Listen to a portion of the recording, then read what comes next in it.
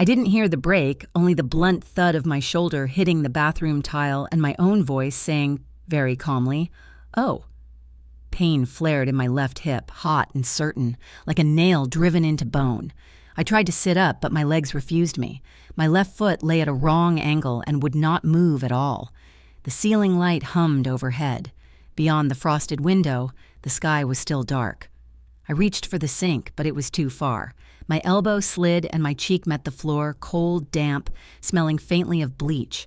Somewhere behind me, the toilet kept running. My phone rested on the counter, useless and glowing faintly. I told myself I had to get to the hallway, to the old landline on the little table by the stairs. I turned my body sideways and dragged myself inch by inch. The bath mat bunched under my forearm. My breath sounded loud and ragged in the small room. By the time I reached the door frame, I was shaking. The hallway floor felt even colder, like winter seeping into my bones. At the table, I managed to pull the phone down by its cord. I dialed Weston first. No answer. Then Brenna, straight to voicemail. Evan, who lived 10 minutes away. The phone rang and rang until the sound felt like a taunt. My teeth chattered, partly from cold, partly from the effort. I stared at dust beneath the radiator and a line of ants tracing a quiet path. Then I dialed June, the neighbor I mostly spoke to about trash pickup and property lines. Once she'd lent me sugar. That was the extent of our intimacy. I didn't expect her to answer. "Hello?" "It's Lenora," I whispered. "I fell. I can't get up." "Where are you?" Her voice sharpened. "At home in the hall." "I'm coming." She was at my door 6 minutes later, hair half-pinned, coat thrown over pajamas. I heard her voice calling my name before I saw her face. She stepped over my dropped purse, knelt beside me, and laid a warm hand on my shoulder. "You're freezing," she said. "Don't move, I've got you." Just like that, I wasn't alone. June rode in the ambulance with me, gripping my hand so hard it hurt in a comforting way. When the paramedic asked for my emergency contact, I gave Weston's number. No one called him. I didn't insist. At the hospital, the X-ray only confirmed what my body already knew: a fracture high on the left hip. Not bad enough for surgery, but bad enough to rearrange my life into bed rest, physical therapy, and cautious steps with a walker. In recovery, the nurse tucked the blanket around me and smiled. "Is your family on the way?" I shook my head. "No, just me." "Would you like me to call someone?" I already did. The next morning, my phone buzzed with a single message from Weston. "Heard you had a fall. Let me know when you're back home." No question mark, no call. I didn't bother checking for a reply from Evan. There wasn't one. June, however, appeared after lunch carrying a fresh robe, my glasses, and a plastic bag of small Comforts lotion, socks, a packet of almonds.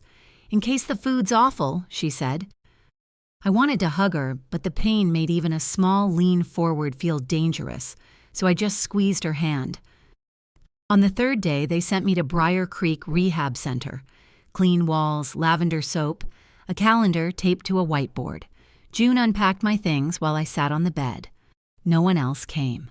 "You want me to text them?" she asked gently. "No," I said.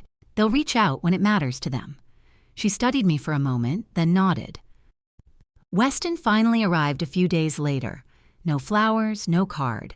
He walked into my room with Dana, his wife, as if they were touring a facility they might invest in. "Hey, Mom," he said, standing at the foot of the bed, hands in pockets. No hug. "You found the place," I said. "Yeah, we were nearby. Brenna told us where you ended up." His eyes moved around the room, already restless. Without asking about the fall, he launched into it. "We're thinking about moving, better school district. Brent said you might still have some of Dad's insurance tucked away. It'd just be a short-term loan. Nothing huge, just for the down payment." I stared at him. My hip throbbed, but it was my chest that hurt. Dana smiled in a careful, professional way. "Only if it's doable," she added. "And maybe, have you thought about selling the house? It's a lot for one person. At your age, it might be safer in a facility."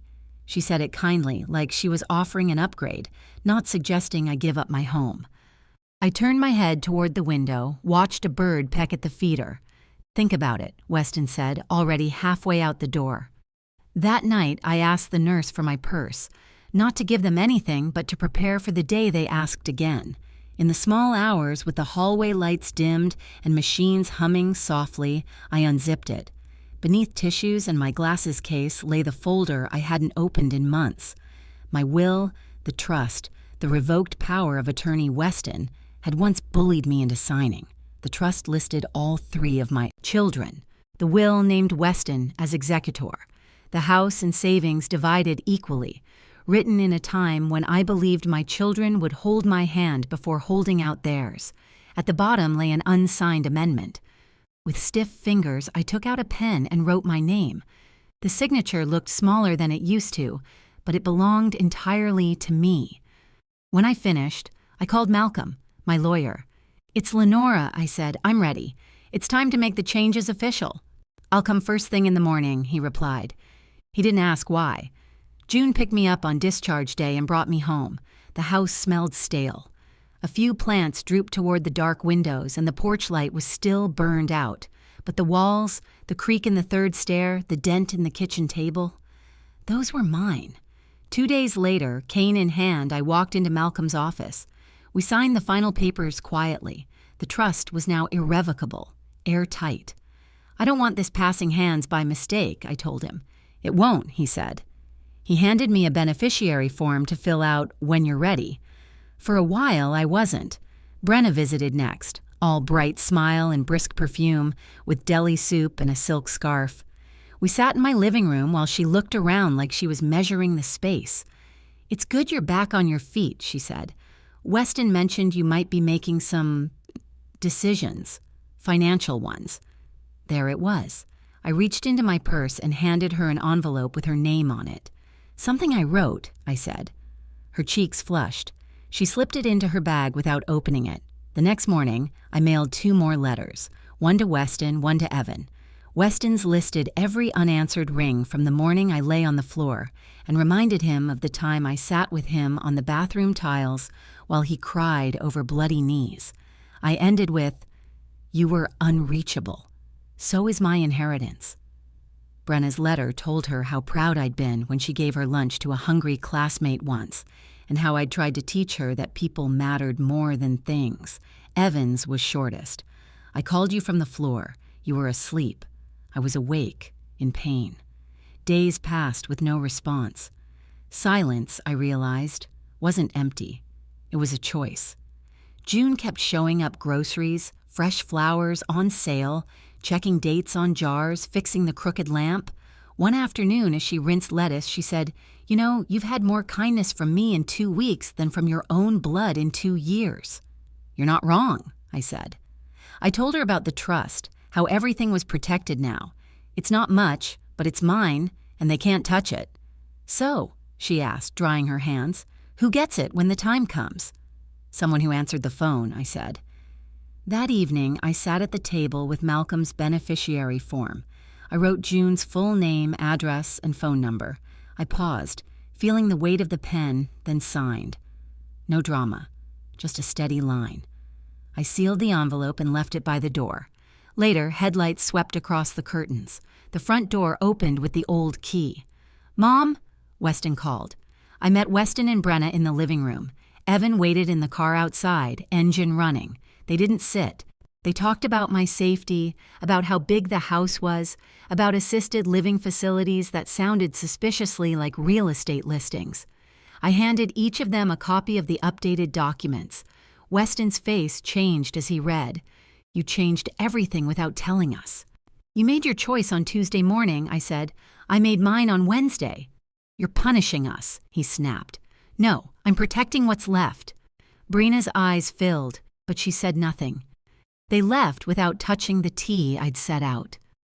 Weeks slipped by. I packed the last of their forgotten things into a box and moved it to the attic.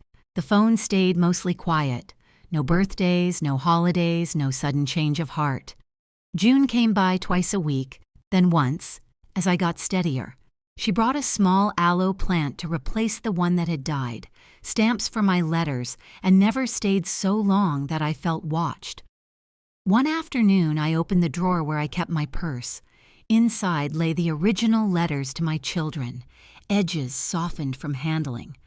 I added 3 more letters with no names and no anger, just clear, quiet goodbyes. I slid them under the others and closed the purse. The house felt different then. Not lonely, just settled. Sunlight reached across the floorboards. Birds returned to the feeder outside. The kettle began to hum on the stove, and for the first time in a long time, the silence around me felt like something I had chosen.